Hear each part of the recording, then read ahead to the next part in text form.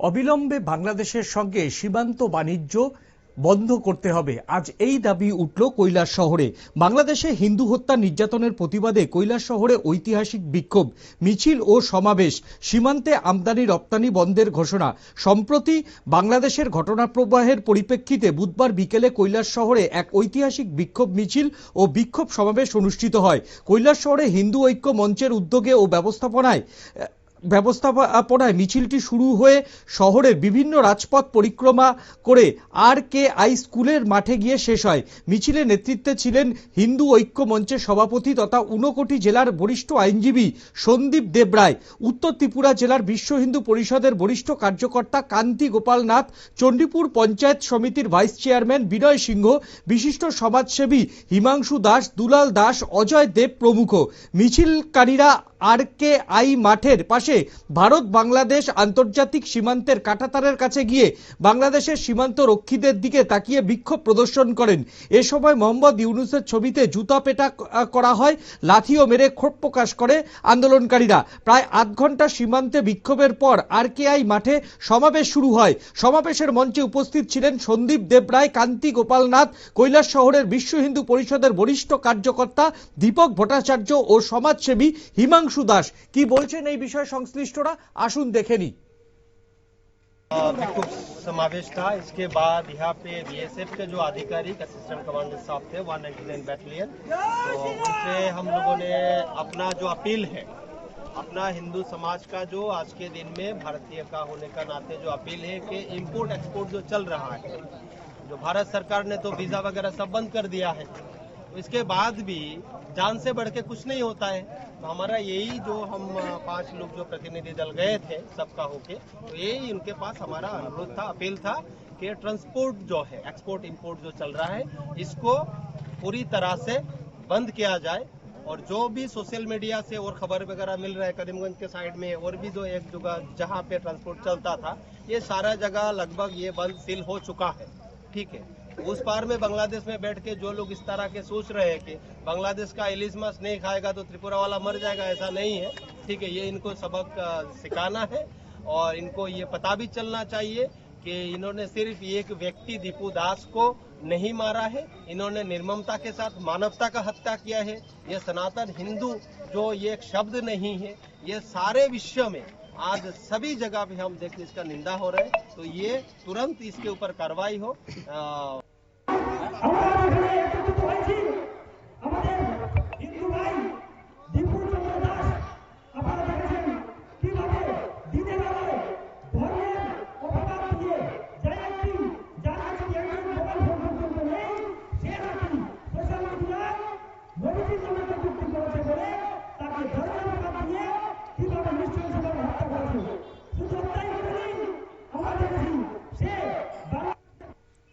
আপনারা শুনছিলেন কৈলাস শহর থেকে কিন্তু আজকে আমদানি রপ্তানি যে বাণিজ্য, সেই বাণিজ্য বন্ধের দাবি কিন্তু উঠে এসেছে।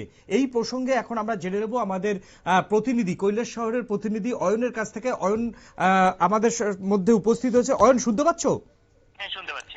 অয়ন, আজকে এই যে দাবি দেখো, ভারত সরকার ইতিমধ্যেই ভিসা বন্ধ করার সিদ্ধান্ত নিয়েছে এবং ভিসা কিন্তু ঢাকা ছাড়া তাদের যে দপ্তর, মানে ঢাকা ছাড়া বাংলাদেশে যে সমস্ত অফিসগুলি আছে সব অফিস থেকেই কার্যত ভিসা দেওয়া বন্ধ। পাল্টা বাংলাদেশও কিন্তু আগরতলা, শিলিগুড়ি এবং দিল্লি থেকে ভিসা দেওয়া বন্ধ করেছে। কিন্তু এমন পরিস্থিতিতে পুরোপুরি ব্যবসা বাণিজ্য বন্ধ করা আদেও কি সেখানকার BSF বা স্থানীয় প্রশাসনের পক্ষে কি সম্ভব? ভারত সরকারের কোনো নির্দেশ ছাড়া কি বলছেন তারা? দেখো, যে সম্প্রতি বাংলাদেশের যে ঘটনা প্রবাহ সৃষ্টি হচ্ছে, তার পরিপ্রেক্ষিতে কিন্তু ক্রমশই সেখানে প্রতিবাদ কর্মসূচি, সেখানে বিভিন্ন রাজ্যব্যাপী প্রতিবাদ কর্মসূচি চলছে এবং আজ হিন্দু ঐক্য মঞ্চের ডাকে যে প্রতিবাদ কর্মসূচি সেখানে হয়েছে, সেই প্রতিবাদ কর্মসূচি শেষে কিন্তু সেখানে ভারত বাংলাদেশের যে কৈলাস শহরে যে মনু ল্যান্ড কাস্টম রয়েছে, সেটা কিন্তু অস্থায়ী বাঁশের ব্যারিকেড দিয়ে বন্ধ করে দিয়েছে আন্দোলনকারীরা। এবং তারা BSF এর যারা এখানে 199 ব্যাটালিয়নের যিনি অ্যাসিস্ট্যান্ট কমান্ডেন্ট রয়েছেন, ওনার সাথে আলোচনা করেছেন এবং এই সিদ্ধান্ত জানিয়ে দিয়েছেন যে আগামীকাল থেকে যেন এখানে কোনো ধরনের আমদানি রপ্তানি সেখানে না হয়।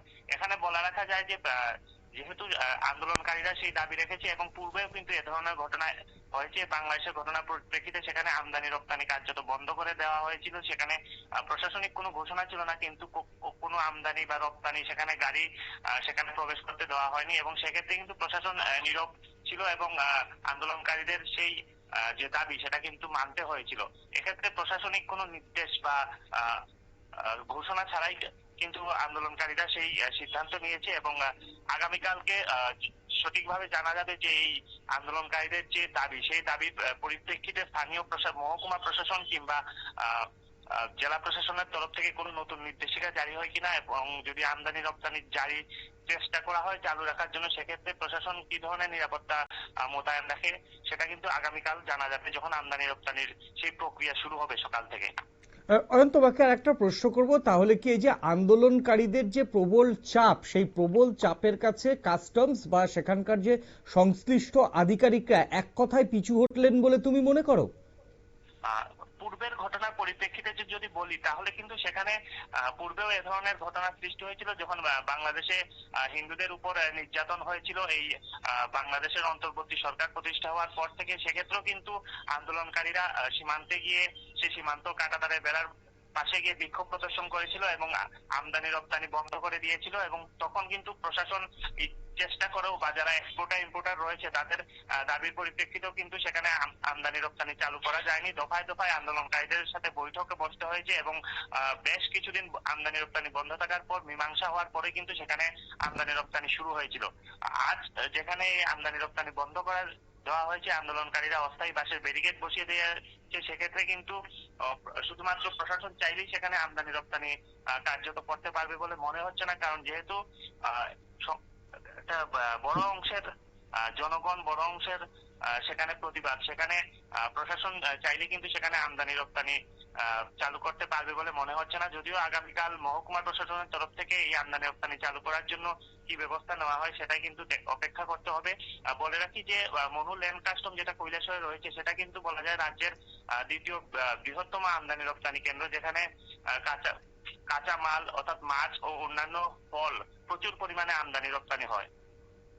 হ্যাঁ, দ্বিতীয়ত আর একটা কথা হচ্ছে, আজকের এই যে বিক্ষোভের পিছনে বিশ্ব হিন্দু পরিষদ যদি সামনে থাকে, তাহলে স্থানীয় যারা প্রশাসনিক পর্যায়ের যারা নেতৃত্ব রয়েছে শাসক দলে, সেটা পঞ্চায়েত সমিতি হতে পারে, সেটা জেলা পরিষদ হতে পারে, সেটা বিধায়ক হতে পারে, সাংসদ হতে পারে, এই জনপ্রতিনিধিরা এই বিষয়টাতে কি বলছেন?